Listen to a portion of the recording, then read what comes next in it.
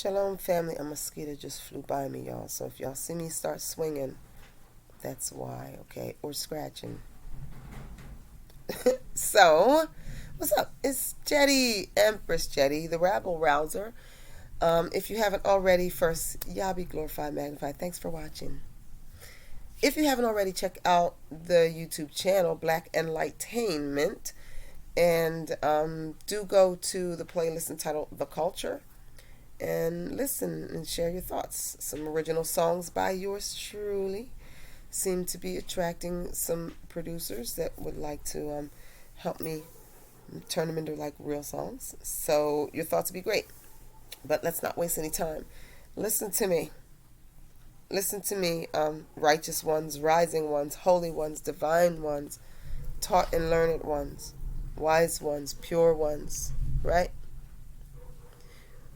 Any situation or context wherein wisdom is silenced for any reason is a toxic environment.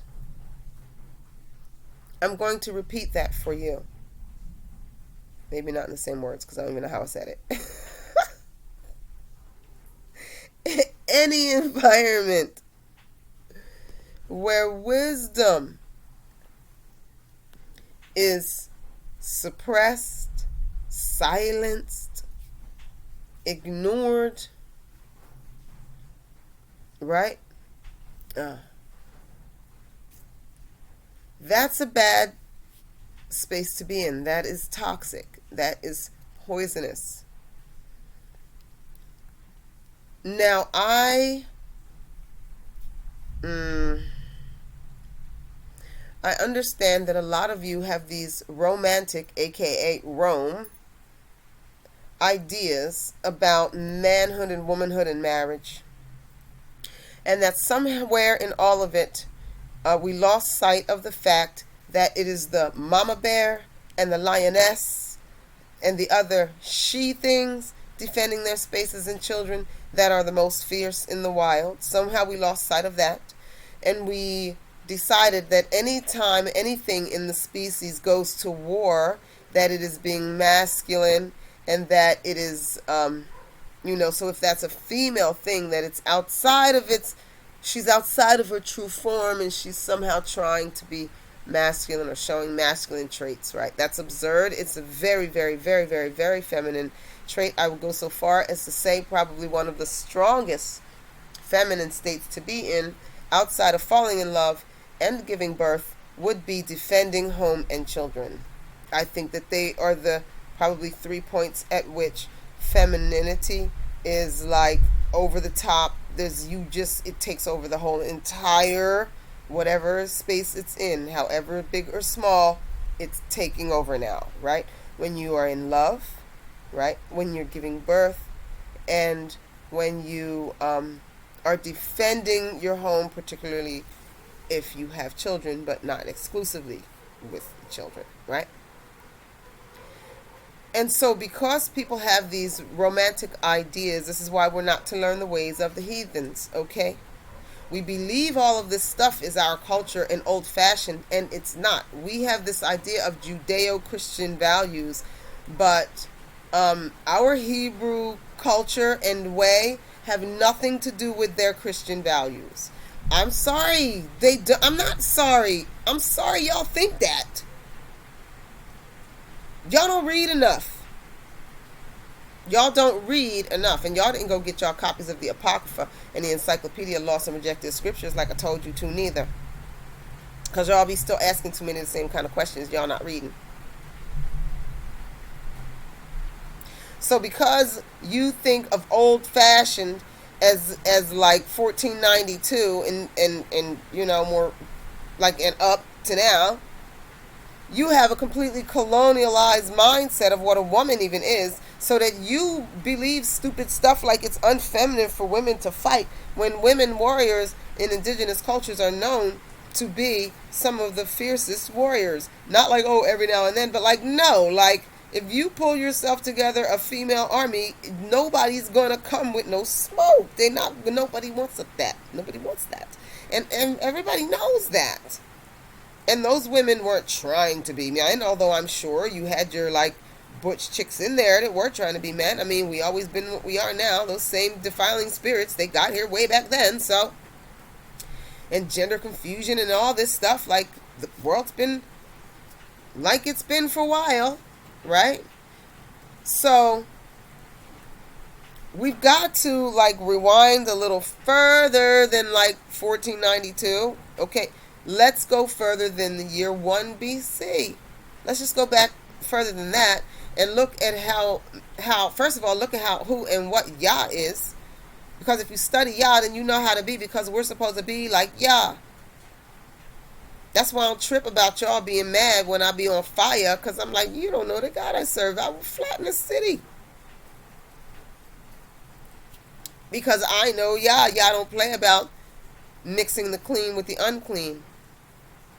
Which some of you will be glad, some of you will be interested, some of you will be disappointed to know is why I can't, y'all got to pay me to cuss now. Some of my songs have cussing, and there'll be, specifics around if I'm somewhere and I'm speaking, whether or not that would be appropriate, right? But that's why, because of the mixing of the clean and the unclean, right? Someone might hear a foul word and then they're not able to hear the message, right? Because see, I'm grown and I'll be talking about me on these because I'm trying to go up, right? So y'all coming with me? We going up? We going up. Accountability, right? So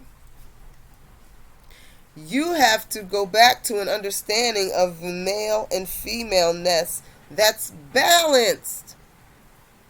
Balanced, guys. You cannot have balance if you are you can if you just so happen to be a couple where the man is wise and the woman, you're just not wise, right? You're not wise or educated, right? But you're sweet and you're pretty and you always smell good and you keep a super nice clean house and you're a really good cook, right? But you're not wise and you're not smart, and that's okay. Girl, just do what your husband tells you to do and with your sweet self. There's nothing wrong with that. That is a beautiful display of womanhood. But if you're a wise woman, I'm going to need you to come with the mouth. Your husband needs you to come with the mouth. Don't you get no husband that don't want to hear your wisdom, that despises your wisdom. You shouldn't be around anybody in anything that despises wisdom, but my God, being married to it, it's a terrible thing.